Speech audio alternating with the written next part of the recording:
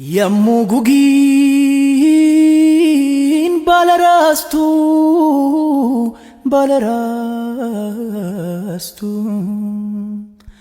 Sofenadde serigako urigakoi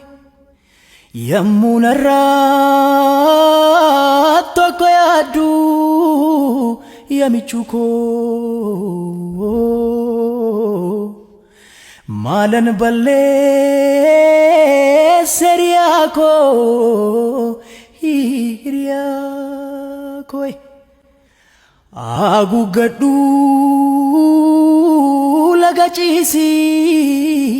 gandachisi